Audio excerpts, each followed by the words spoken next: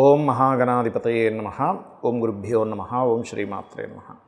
మనం ఈరోజు double transit అనేది ఆ విషయం మీద తెలుసుకుందాం. అయితే ఈ డబుల్ ట్రాన్సిట్ అంటే ఏమిటి? టూ మేజర్ ప్లానెట్స్ ఏవైతే ఉంటాయో గురువు శని, ఈ గురు శనులు ఏదైనా ఒక భావం మీద కంప్లీట్గా దృష్టి పెట్టినప్పుడు ఆ యొక్క విషయం మనకు ఫలకృతం అవుతుంది.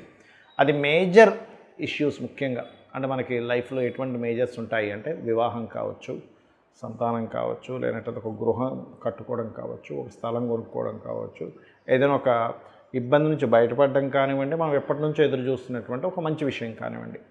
అయితే ఏ లగ్నం వారికి ఏ ఏ సంబంధించినటువంటి విషయాలు ఫ్రూట్ఫుల్ అవుతాయి అనేటువంటి విషయం ఇప్పుడు మనం తెలుసుకుందాం. అయితే ఈ విషయాలు చెప్తుంది నేనైనప్పటికీ కూడా చెప్పేసి సాక్షాత్ లలిత అమ్మవారిగా భావిస్తూ ఒక్కొక్క లగ్నం నుంచి మనం తెలుసుకుందాం. కుంభలగ్నము, కుంభరాశి. కుంభం వారికి కనుక చూసుకున్నట్లయితే ఏకాదశ స్థానం పైన డబుల్ ట్రాన్సిట్ అనేటువంటిది ఉంది. ఎప్పుడైతే ఏకాదశ స్థానం పైన ఉందో ఇది వ్యాపార అభివృద్ధికి, అదేవిధంగా మనం చూడండి చాలా ప్రయత్నాలు చేస్తుంటాం, ఆ ప్రయత్నం సక్సెస్ అవ్వడానికి డబుల్ ట్రాన్సిట్ మీకు చాలా యోగిస్తుంది. సర్వసాధారణంగా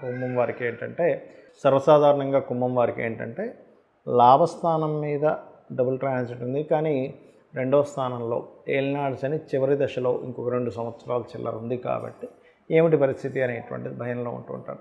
అంటే ఏలినాడు శనిలో ఉంది కదండి, మరి లాభం ఎలా వస్తుంది అని. ఏలినాడు శని ప్రభావం ధన సంబంధించిన విషయాల మీద దాని ప్రభావం అది చూపిస్తూ ఉంటుంది. కానీ లాభం మీద ఉండేటువంటి ప్రభావం వల్ల ఏమిటి అంటే ఇక్కడ మీకు ఏదైతే వ్యాపారం ప్రయత్నం చేస్తుంటారో ఆ ప్రయత్నం సక్సెస్ అవుతుంది. అలాగే మీరు కొన్నిసార్లు పలానా ప్రయత్నం చేస్తున్నాము, ఆ ప్రయత్నానికి సంబంధించిన ఫైనల్ రిజల్ట్ ఎలా వస్తుందని బాధపడుతూ ఉంటారు, భయపడుతూ ఉంటారు. ఈ ఫైనల్ రిజల్ట్ రావడానికి చాలా అనుకూలంగా ఉంటుంది శని గురువుల యొక్క ట్రాన్సిట్ అనేటువంటిది, గుర్తుపెట్టుకోండి. అలాగే మరొక విషయం ఏంటంటే ఇక్కడ ఈ కుంభం వారికి ముఖ్యంగా ఈ 2వ స్థానము, 5వ స్థానంలో ఉన్నారు శని గురువులు. 2వ స్థానంలో ఉన్నందుకు మనీ మ్యాటర్స్ విషయంలో ఎవరికైనా డబ్బులు ఇస్తున్నాము, ధనం ఇస్తున్నాము, ఇటువంటి విషయాల్లో కాస్త శని 2లో ఉన్నందుకు దీని ప్రభావాన్ని, మరియు 5వ స్థానంలో గురువు ఉన్నందుకు కొంచెం చూడండి, సంతానం కోసం చేసే ప్రయత్నం లేదా రాజకీయపరమైనటువంటి విషయాల్లో మీరు ఏదైనా ఒక ప్రయత్నం చేస్తున్న ఆ ప్రయత్నంలో ఫుల్ లెంత్ సక్సెస్ని ఈ డబుల్ ట్రాన్సిట్ అనేటువంటిది ఇస్తుంది. కాకపోతే ఇక్కడ 2వ స్థానము, 5వ స్థానము లాభస్థానాలతో పాటు 7వ స్థానంలో కుజుడు కేతు ఉన్నారు. కాబట్టి అన్నిట్లో సక్సెస్ అవుతుంది కదా అనుకొని వివాహ విషయంలోని ఎవరైనా పార్ట్నర్స్ని తీసుకునే విషయంలో చాలా జాగ్రత్తగా ఉండాలి. బికాజ్ ఆఫ్ ఇక్కడ మనం ఎప్పుడూ కూడా ఒక డబుల్ ట్రాన్సిట్ ఒక మంచి ఫలితాలు ఇచ్చినప్పుడు మిగతా గ్రహాల యొక్క సంబంధం ఎలా ఉందనేటువంటి చూసుకోవాలి. కాబట్టి 7వ స్థానంలో కుజుడు కేతువు కలిసి ఉన్నారు. కాబట్టి ఒక 3 నెలల పాటు ఇక్కడ నుంచి పర్టికులర్గా కొంత జాగ్రత్త వహించండి. ఎందుకంటే 2 గ్రహాల కలయిక 7వ స్థానం మీద ఈ వివాహ జీవితము, జీవిత భాగస్వామి లేనట్లయితే పార్ట్నర్స్ వల్ల ఇబ్బంది లేదా వాళ్ళకి ఇబ్బంది అనేటువంటిది క్రియేట్ చేస్తుంటుంది. కాబట్టి డబుల్ ట్రాన్సిట్ అనేది ఎప్పుడు కూడా లాభస్థానం మీద ఉన్నప్పుడు సక్సెస్ రేట్ కూడా పెంచుతాడు, అందులో ఎటువంటి సందేహం లేదు. మీరు ఎక్కువగా విష్ణు సహస్రనామాలు, దక్షిణామూర్తి యొక్క స్తోత్ర పఠనం చేయండి అనే విధాలు బాగుంటుంది. ఇక్కడ చాలామందికి ఏంటంటే సందేహం, ప్రతి లగ్నానికి గురువు కొన్ని లగ్నాలకి శుభుడైతే శని కొన్ని లగ్నాలకి శుభుడవుతాడు.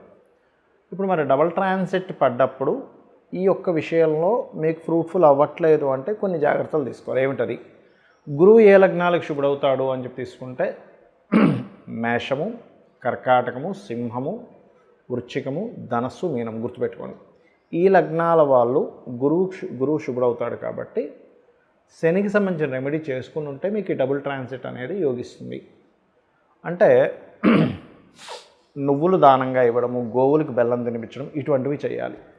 మరి శని శుభుడవుతాడో గురువు పాప అవుతాడు కొన్ని లగ్నాలకి. ఏ లగ్నాలకి ఎక్కడుందండి దీని గురించి అంటే పరాశర మహర్షి చాలా స్పష్టంగా సర్వే త్రికోణ నేతారో గ్రహాః శుభఫలప్రదాః అని చెప్పడం జరిగింది. మిగతా 6 లగ్నాలు అంటే వృషభ లగ్నము, మిథునము, కన్యా, తుల, మకర, కుంభ లగ్నాలకి శని శుభుడవుతాడు. అలాంటి వారు గురువుకు సంబంధించిన రెమెడీ చేసుకోవాలి. అంటే ఏం చేయాలి అంటే శనగలు, ఎల్లో కలర్ వస్త్రము, 1 కేజీ శనగలు, ఎల్లో కలర్ వస్త్రము గురువారం నాడు పురోహితుడు ఎవరికైనా దానంగా ఇవ్వడం, గోవులకి మీరు చక్కగా ఈ యొక్క అరటికాయలు తినిపించడము, దగ్గరలో ఆలయం ఉన్నట్లయితే ఆలయంలోకి వెళ్ళి మీరు గంధము కానీ పసుపు కానీ దానంగా ఇవ్వడం, అంటే అక్కడ స్వామివారికి కైంకర్యానికి వాడుకోవడానికి అన్నట్టుగా మీరు ఇవ్వడం అక్కడ ఆ రకంగా చేయొచ్చు. మరి వీటితో పాటు ఇంకేమైనా చేయాలా, ఇంకేమైనా జాగ్రత్తలు తీసుకోవాలా అంటే ఒక విషయం గుర్తుపెట్టుకోండి. ఇక్కడ ఎప్పుడు కూడా ఈ 2 గ్రహాల యొక్క ప్రభావం ఏదైతే ఉందో కర్మ జీవ అంటే మీ యొక్క కర్మని అనుభవింపజేసేటువంటి ఒక కాంబినేషన్. అంటే అది మంచి ఫలితాలు ఎక్కువగా ఇస్తుంది. గుర్తుపెట్టుకోండి, ఈ 2 గ్రహాల యొక్క దృష్టి అనేటువంటిది. ఇందులో మీకేదైనా గనక జాతక చక్రంలో పర్సనల్ చార్ట్లో ఉదాహరణకి మీరు గృహాన్ని కొనుగోలు చేసేటువంటి మహాదశలు అంతర్దశలు నడుస్తున్నాయి. ఉదాహరణకి అంటే 4వ స్థానాధిపతి మహాదశలు నడుస్తున్నాయి. దాని మీద కనుక గురుశనుల ట్రాన్సిట్ వస్తే ఇంకా ఖచ్చితంగా కొనేసుకుంటారు. అలాగే సప్తమాన్ని రూల్ చేసేటువంటిది అంటే వివాహాన్ని రూల్ చేసేటువంటి మహాదశలు అంతర్దశలు నడుస్తున్నప్పుడు ఈ డబుల్ ట్రాన్సిట్ వస్తే ఖచ్చితంగా వివాహం అవుతుంది. అయితే ఇక్కడ కొంతమందికి అది బలహీనంగా ఉంటుంది ఒక్కోసారి. అంటే గృహయోగం మహాదశ నడుస్తుందండి, ట్రాన్సిట్ కూడా వచ్చింది, కానీ ఎక్కడో దగ్గర దాకా వచ్చి మిస్ అవుతుంది అంటూ ఉంటారు. అలాంటి వారికి ఏమిటి అంటే గృహానికి సంబంధించిన మణిద్వీప వర్ణన చేసుకుంటే ఇంకొంచెం దైవబలం తోడవుతుంది. అలాగే మరి కొంతమందికి ధనం ఇచ్చేవండి, ఇప్పుడు ధన సంబంధించిన మహాదశ నడుస్తుంది, ధనానికి ఉన్నటువంటి మహాదశలో అంతర్దశలో నడుస్తున్నాయి. కాకపోతే ఇక్కడ మనకి భుక్తినాథుడు ఇస్తున్నాడు కానీ ట్రాన్సిట్ కూడా కొంత వస్తుంది, కానీ ఎక్కడో మళ్ళీ ఇదిగో రేపు ఇచ్చేస్తాడు అనుకునే, రేపే మీకు మీ డబ్బులు తీసుకెళ్ళిపోండి అని చెప్పినటువంటి వ్యక్తులు ఎక్కడో మళ్ళీ లేట్ అవుతుంది, ప్రొలాంగ్ అవుతుంది అన్నప్పుడు ఓం సంపత్కరీ సమారూఢ సింధుర వ్రజ సేవితాయ నమః అని మంత్రం చేయండి. లేదా ఓం ధర్మాధ్యక్ష ధనాధ్యక్ష ధనధాన్య వివర్ధిని అని నమః అని చేసుకోండి. మరి కొంతమందికి సప్తమం మీద వివాహ సంబంధించిన కారకత్వాల మీద డబుల్ ట్రాన్సిట్ ఉంది, మహాదశలు నడుస్తున్నాయి, కానీ ఎక్కడో ఆగుతుంది. ఎందుకు అలా అవుతుంది అంటే వాళ్ళ పర్సనల్ చార్ట్లో సప్తమంలో కేతువో రాహువో ఏదో పాపగ్రహాలు ఉంటాయి, లేదా ప్రయత్న స్థానము అంటారు, అంటే ఎక్కువ ప్రయత్నం చేయవలసిన పరిస్థితి ఉంటుంది. అలాంటప్పుడు కూడా వాళ్ళు ఎక్కువ ప్రయత్నం చేయాలి వివాహం గురించి. అలాంటి వారు ఓం కామేశబద్ధ మాంగళ్య సూత్ర శోభిత కందరాయ నమః అనే మంత్రం చేస్తూ ఉండాలి. అప్పుడు వాళ్ళకి తొందరగా సెట్ అవుతుంది.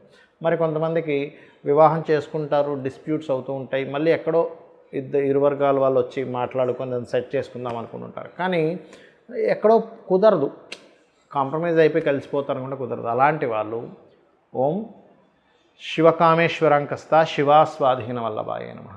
మరి కొంతమందికి ఎలా ఉంటుందంటే ఒక బిజినెస్ ప్రారంభిస్తారు, ఆ వ్యాపారంలో ఇంకేముంది, ఇక్కడ నుంచి అభివృద్ధి వస్తుంది, మనకంతా కూడా క్లియర్ అయిపోతున్నాయి అనుకునే టైంకి ఇంకా ఎక్కడో రావాల్సిన లాభాలు రావు. కానీ చూస్తే లాభాధిపతి మహాదశలు నడవడము మరియు అదేవిధంగా లాభస్థానం మీద ఈ డబుల్ ట్రాన్సిట్ పడడం కూడా జరిగినప్పటికీ ఎక్కడో ఆగుతుంటుంది. దానికి కారణం ఏమిటంటే లాభస్థానం న్యాచురల్గా మీకు 11th హౌస్ ఎక్కడో స్పాయిల్ అవుతుంది. అలాంటప్పుడు ఓం ఇంద్రగోప పరిక్షిప్త స్మరతూనాభజంగికాయే నమః అనే లలిత అమ్మవారి యొక్క నామస్మరణ కనుక చేసినట్లయితే అది ఎలా అంటే మనస్ఫూర్తిగా చేయండి, ఎక్కువసేపు చేయండి. ఆ ఎక్కువసేపు ఆ మంత్రం మీదే ధ్యాస పెట్టి చేయండి.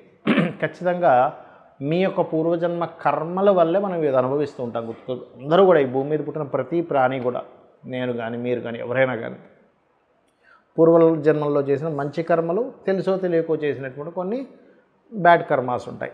దానివల్లే మనిషి మంచి అనుభవించడం కానీ, ఒక హోదాలోకి వెళ్ళడం కానీ, ఒక మంచి ఉద్యోగం రావడం కానీ ఇవన్నీ జరుగుతుంటాయి. ఒక ఇబ్బంది పడడం కూడా దానివల్ల జరుగుతుంది. అయితే పాపకర్మను దగ్ధం చేసేటువంటి శక్తి అమ్మవారి నామాలకి, అదేవిధంగా సూర్య నమస్కారాలకి, ఏదైనా ఆలయానికి వెళ్ళి అక్కడ ఏదైనా మీరు చేసే సేవ వల్ల తొలగుతుంది అని శాస్త్రాలు చెప్తున్నాయి. కాబట్టి ఈ మంత్రం సంబంధించినవి చేయండి. అదేవిధంగా మరి కొంతమందికి అప్పులు తీరాలండి, 5th హౌస్ మీద శుభగ్రహ సంబంధాలు వచ్చాయన్న, 5th హౌస్ అంటే అప్పుకు నెగేటింగ్ హౌస్ అంటారు కదా, మరి అలాగా అనుకునేటువంటి వారు ఓం అపర్ణాయే నమః. ఇలా మనం 1000 నామాలకి 1000 విషయాల గురించి మనం ఆల్రెడీ యూట్యూబ్లో చెప్పుకున్నాము, మీరు అందులోంచి కూడా కావాలంటే తీసుకోవచ్చు. అయితే ఇక్కడ ఏ నామాన్నైనా మీరు ఉదయం పూట కానీ సాయంత్రం పూట కానీ చేయండి. అలా అని మీరు చాలామందికి సందేహం ఉంది, ఏమంటే స్త్రీలు చేసేటప్పుడు 3 రోజులు గ్యాప్ వస్తుంది కదా, అప్పుడు పరిస్థితి ఏమిటంటే ఏమీ భయపడాల్సిన పని లేదు. అదేవిధంగా మరి కొంతమందికి సందేహాలు ఉన్నాయి, ఏంటంటే మా ఇంట్లో ఎవరో చనిపోయారు, 11 days అయిపోయింది కానీ 1 year వరకు చేయకూడదు అంటున్నారు. అలాంటివి ఏమీ లేదు, 11 days తర్వాత నుంచి మీరు చేసుకోవచ్చు, ఇంట్లో పూజ ఎవ్రీథింగ్. కాబట్టి చేయండి. ఖచ్చితంగా మీకు అమ్మవారి అనుగ్రహంతో మీకు అన్ని శుభాలు కలగాలని మనస్ఫూర్తి కోరుకుంటూ శ్రీమాత్రే నమః.